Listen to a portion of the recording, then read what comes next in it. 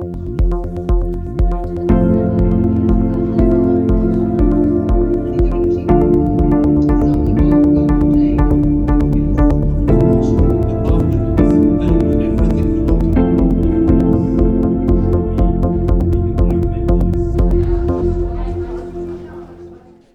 I'm pretty happy to be here, and I thank Beata for making my stay here so comfortable. Now, last week I didn't sleep very well. It was the night at 3 o'clock in the morning when there was the debate between Donald Trump and Kamala Harris. I did not stay until 3 o'clock in the morning. But the following day, I watched it in the internet in the evening, and the following night, I really didn't sleep well. What worried me most, actually, was that little scene, which has been very prominent in the news afterwards, where Donald Trump, out of the blue, said, "These immigrants from Haiti are eating the cats and dogs of the local people." Just out of that. This in itself was already embarrassing. But then what happened afterwards was that the moderator pointed out and said, Mr. Former President, this is not true. We had evidence from the mayor of Springfield, Ohio, who confirmed that this did not happen. And these Haitians are legal immigrants. They are no refugees. And they are workers which are of high esteem to the local industry. And the reply of Donald Trump was, "But I have seen this on TV." So that really worried me. Why? Because if a person of that character comes back to office and he is elected back to office, we have a serious problem worldwide, I would say. Now, this little event has a number of interesting dimensions for us as communication scholars.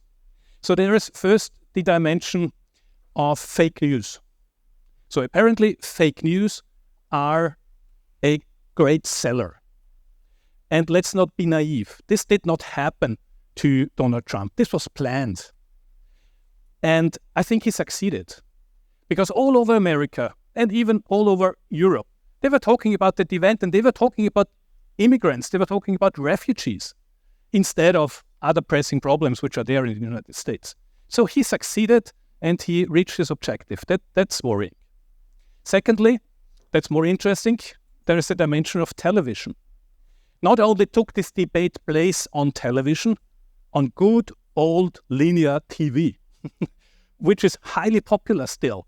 And it really managed to reach that many people. It's also the evidence of Donald Trump saying, "I've seen that on TV, so it must be correct." So TV still has a high role to play in our societies. The third one is investigative journalism. So Trump deliberately ignored the investigation done by the journalist, who did very well. He was very well prepared. I guess he did not know that Trump is going to say that, but he was prepared and he knew that this was not true. So investigative journalism is necessary, but it is not a full-fledged instrument to fight against fake news. And the last dimension, which is interesting and which has been on the table this morning as well, is ownership. So ownership counts. Trump himself is the owner of his famous or infamous Truth Social platform. And he is a good friend of Elon Musk, who is the hero, let's say, of X or Twitter, whatever you want to call it. So ownership counts. And these are great fabric for social science research on these kind of topics. So we are in the middle of our discipline, I think, and when it comes to elections, of course, political communication has something to say. Now, being in Poland, I would like to start with the great late Karol Jakubowicz, who said the following in 2005, and this was quite visionary. It was at the very beginning of digitalization. We didn't know where it's going. And he said, as you can see here, digitally facilitated democracy lacked the mechanisms of common consideration and working out compromise acceptable to the majority that are inherent in representative democracy. This may result in the disorientation of individuals and further fragment society, weakening a sense of responsibility to others. That's quite impressive for somebody who has only a very rare vision of what's going to happen in the digital world. Now, what I would like to take you through briefly in this presentation is my take of media and democracy. And as I said at the beginning, it's less detailed than I heard this morning. So it's just a different perspective maybe. To start with, to find out what state of democracy we are in, it's a good idea to look at the VDEM project from the University of Gothenburg in Sweden. They do this annually, and they say, as you can see here, what constitutes democracy are basically these 5 things: free and fair elections, strong institutions, independent judiciary, rule of law, and freedom of expression, freedom of speech. So this is what they look at. And if you look at the findings of the VDEM project, you will find the following. Last year, 2023, they found in the dimension of freedom of expression that it is deteriorating in 35 countries, and 10 years before, it was deteriorating only in 7 countries. So there is a strong tendency here of more deteriorating freedom of expression. If you look at the report 2024, which is the current one, same thing. Freedom of expression remains the worst affected aspect of democracy. They have a lot of dimensions, actually, in their research. It's not about media. It's about the entire variety of democracy. And they say freedom of expression is most affected. And again, 35 countries here are deteriorating over the last year and improving in only 11. This includes media freedom, media of citizens to discuss political issues, as well as freedom of academic and cultural expression. This one you cannot read.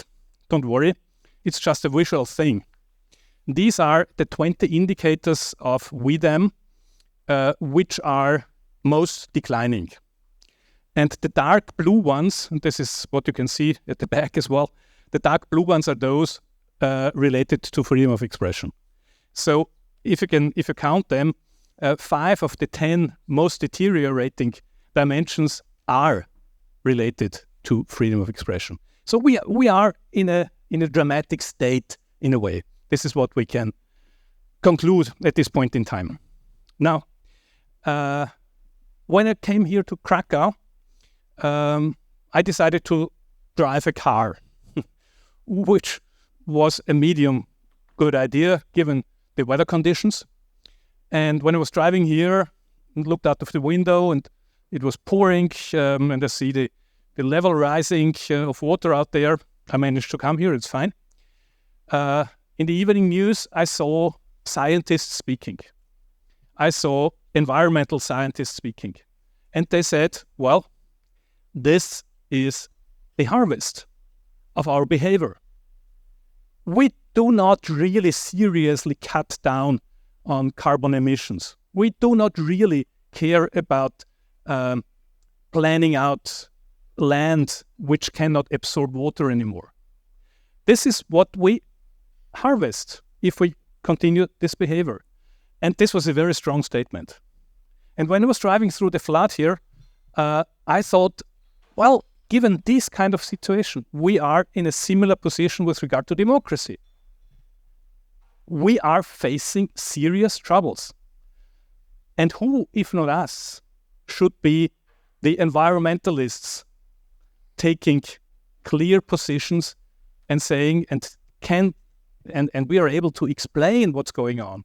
We are able to describe what's going on. And I think we need to become public intellectuals to really speak out and say, hey, this is almost a flood we are in. So in that sense, I would support what has been said earlier this morning, that social scientists need to become least to some extent, activists in order to defend the cases we are talking about. Now, in my own research, and I was asked to report that a bit, this Media for Democracy Monitor, we have chosen this simplified model. It's based on Dennis McQuail's work, who said there are 4 basic roles here in gray: monitorial role, facilitative role, radical role, and collaborative role that media should play in a democracy. We condense that into 4 functions, which is freedom and information, control and watchdog, and equality and forum, meaning that media should be able to mediate in society. They should be able to give voice to people, even to minorities as well. They should be watchdogs. There should be investigative journalism, and in particular, they should inform. So these are the 4 functions in our research here. Now, if we accept this kind of model, which is, again, oversimplified, and if we then take the different varieties of the media, we arrive at this kind of little grid here. So on the left-hand side, this would be private commercial media. In the center, the public service media, and then the non-commercial media or community media as the third sector. Now, I'll take you briefly through this little chart here. Now, the private commercial media, they have serious troubles. This is a picture which is very rare. Maybe you can see that. These are journalists on strike in wealthy Switzerland. That doesn't happen every day. But that happened just last week, actually, or 2 weeks ago, on the 12th of September. In Lausanne, in the French-speaking part, these journalists are employed by the second largest private media company in Switzerland. And this private media company decided to cut more than 100 jobs in small Switzerland. And this is really a lot for that size of a country. And now they are on the streets out there. And why did that happen? Because on the one hand, this kind of media company is not that wealthy anymore than it has been. So the economic crisis follows, of course, the decay of the advertising-based business model. They are still okay. So they're not suffering. But they have less profit than they had before. And this brings them, as a capitalist organization, this brings them to cut down cost, and this, in that case, is jobs of journalists. And e-commerce refuses to cross-subsidize journalism. That's also interesting, because over the last 10 to 15 years, we have seen that the advertising-based model has been at least partially replaced by e-commerce. So they started, in particular, Springer in Germany, for example, I heard that word before. They initiated, or they bought startup companies for job seeking, for used car sale, for real estate. And now, these were the news last week, they say, okay, we are going to have an independent company doing e-commerce. They are profitable. We're going to find investors for them.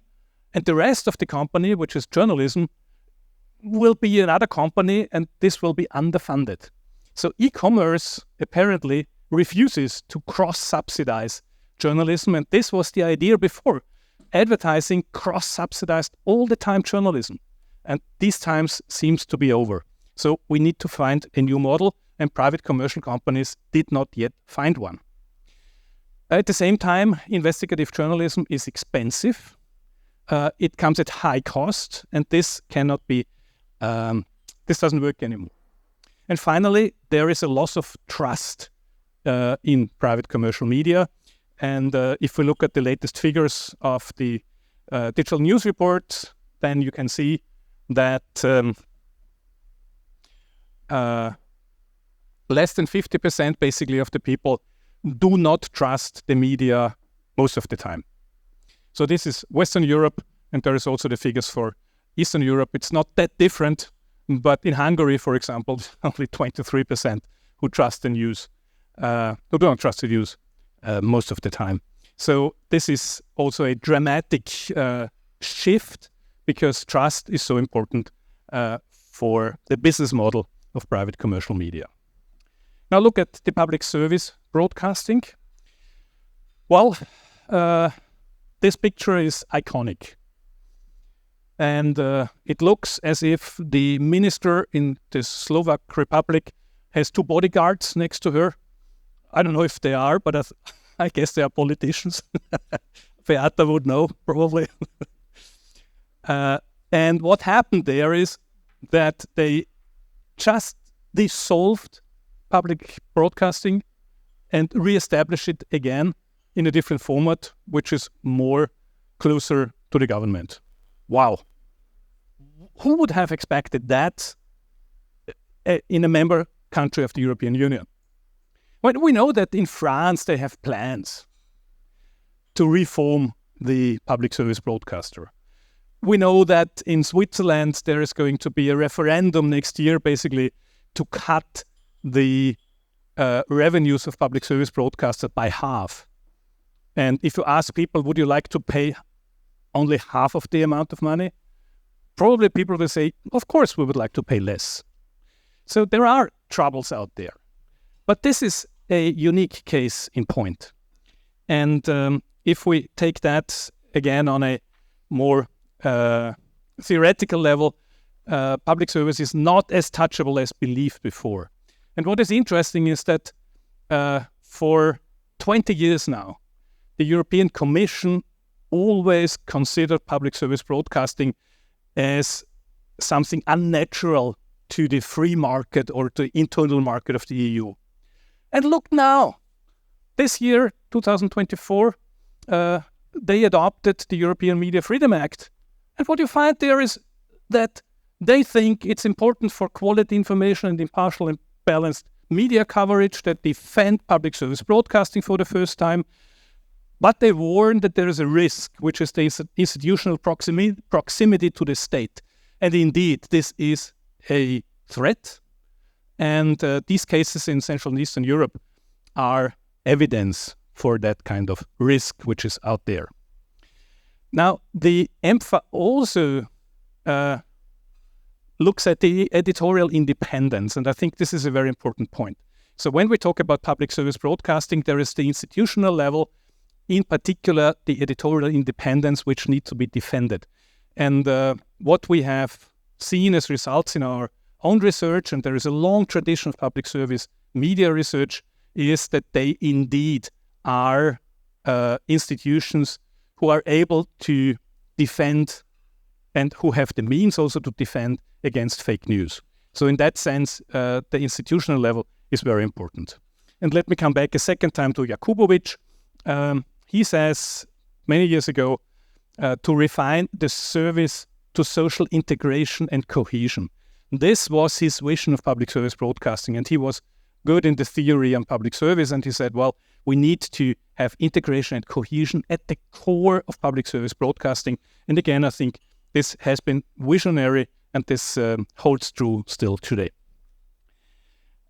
Finally, the non-commercial media sector, the third part or the third sector in the media. Here are a number of quite promising examples, like Mediapart in France, or Republik in Switzerland again, or Dossier from Austria, and there is a long list actually of others. There is trial and error. Some initiatives failed, others survive. What is interesting is that most of them are user-funded, and I think this is a contrast to the private commercial media who still rely on this kind of subsidies coming from advertising or elsewhere. Here they are user-based, be it on donations or be it direct payment by the users. So that's a different model, and I think this is a promising model. They have a high degree of editorial independence, and I think they are well placed in this forum and mediation function, which is the middle line here. There. However, of course, their reach is limited. It's not their obligation, or it's not their objective to reach as many people as possible, but still, I think reach could be improved in that respect. To sum up, I would like to come back to the Media for Democracy Monitor, Beata has mentioned at the beginning, and give you a few results from that exercise, which covered 18 countries globally.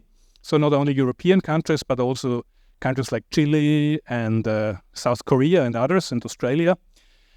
What we found, and this is published in this book, is that, first point, leading news media remain an efficient and high in-demand instrument for information. So leading news media are important for the information function. All that kind of social media, all this kind of Instagram information is not at the same level as we see from the leading news media. That was first one finding. The second one is that well-trained and well-equipped newsrooms are able to expose and successfully combat misinformation. Irrespective whether they are in one of these three elements, as long as the newsroom is strong, they can fight misinformation. The third one, digital technologies allow new data-driven forms of investigative research. That's also important. So we need to follow the trend, and journalists make good use of new technologies. The list of findings where leading news media fail to support democracy, unfortunately, is a bit longer. And this is not exhaustive. You can read it in more detail in that book.